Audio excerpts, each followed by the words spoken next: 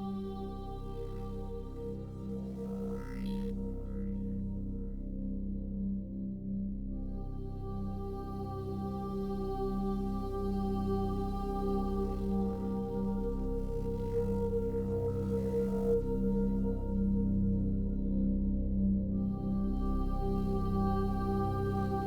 Francis Scott Key wrote the Star-Spangled Banner almost 200 years ago, he called America the land of the free and the home of the brave. Those words are as true today as they were then. Throughout this nation's history, America's soldiers, sailors, airmen, Marines, and Coast Guard have bravely answered the call to defend our freedom, to aid our friends and allies, and to turn back aggressors. Today it is our privilege to say thank you to all America's veterans, to let them know that we appreciate them for their service and honor them for their sacrifices. The price of freedom is high. We cannot afford to forget those willing to pay it. Today we celebrate America's veterans for keeping this nation the land of the free and the home of the brave.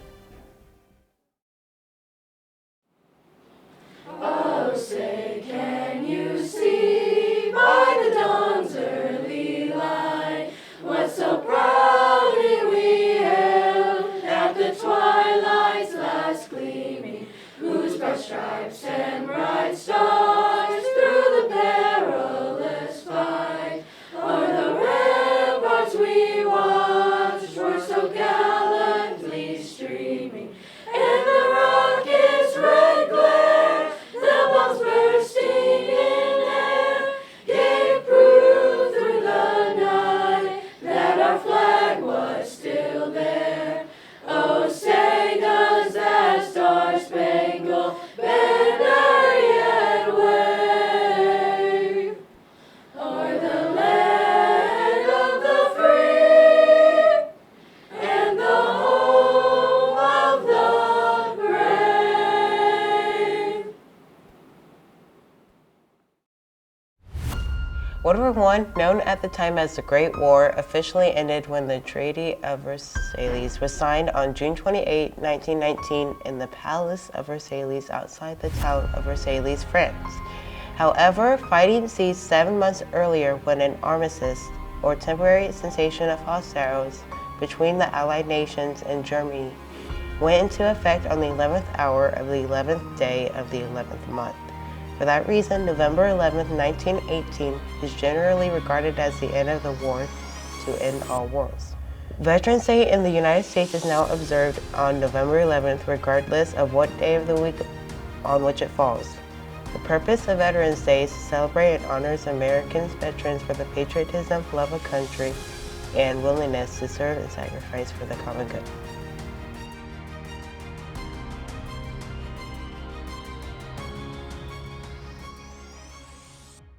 The person on the right side of this picture is my grandpa, Rick Brown. He was on the John F. Kennedy aircraft carrier in 1967, and he worked in the boiler repair shop 1974 to 1977. In 1975, they ran into one of their own ships, and it was on fire. It was decommissioned, and my grandpa went into the reserves for 8 years. And then on the person on the left is my great-grandpa, Charlie Brown. He was in the Kodiak, Alaska Naval Base. He worked in the print shop. He was in 20 years active duty and 10 in reserve.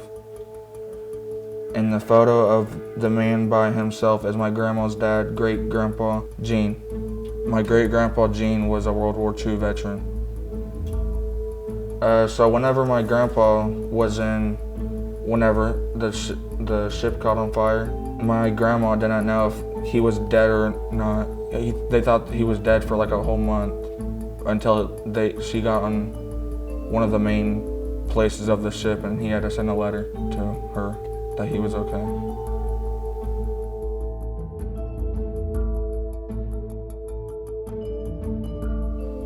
Hello, I am here to acknowledge my father as a veteran of the Navy. He served in the Navy in the early 1960s. He spent 2 years in Vietnam, serving our country and protecting our rights and liberties as United States citizens, and also assisting across the world. It's always been very important to me to honor veterans. I myself never served, and so just to say that I have a family member, let alone my father, to be a veteran and serve his nation, it's an honor. And I've always cherished that, and so have my brothers and my mother. I also have brought in a picture of my father in his uniform, but I also brought a letter from the USS Bellatrix. That was his ship that he was on. It was a letter written to my mother, and what I want to acknowledge today is it's not just the veteran, it's the families as well.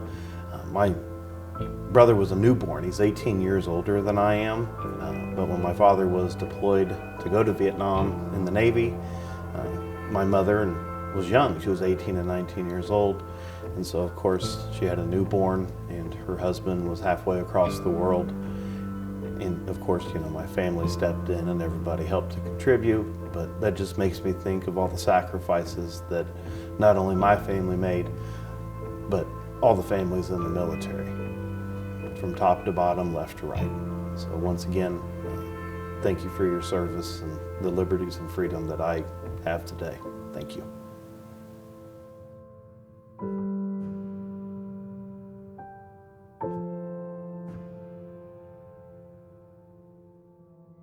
My grandpa, his name is Ricky Lynn Morgan. He was in the Marines for like 4 to 5 years, and he's still alive today.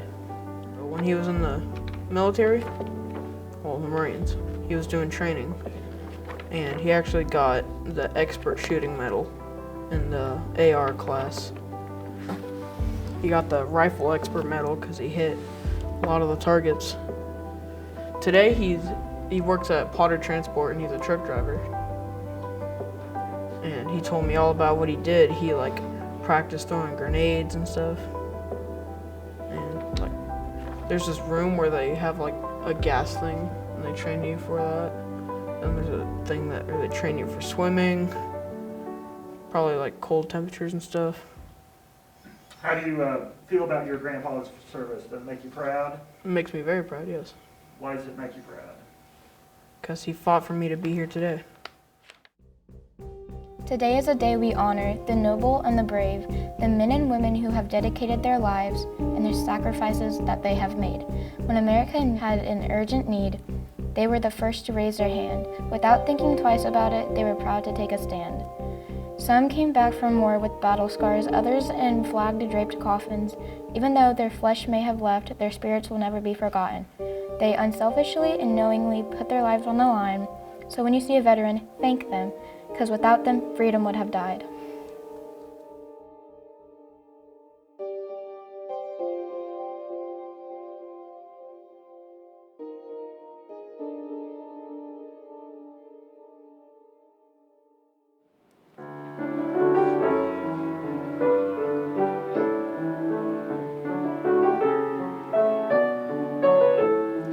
Let freedom sing, voices uniting, songs about peace for all nations to hear.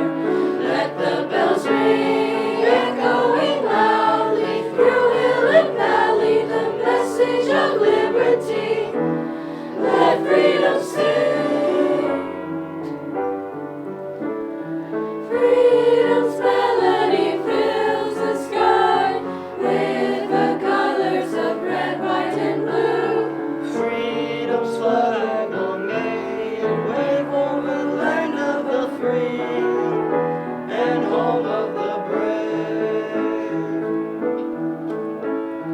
Let freedom sing, voices uniting, songs about peace for all nations to hear.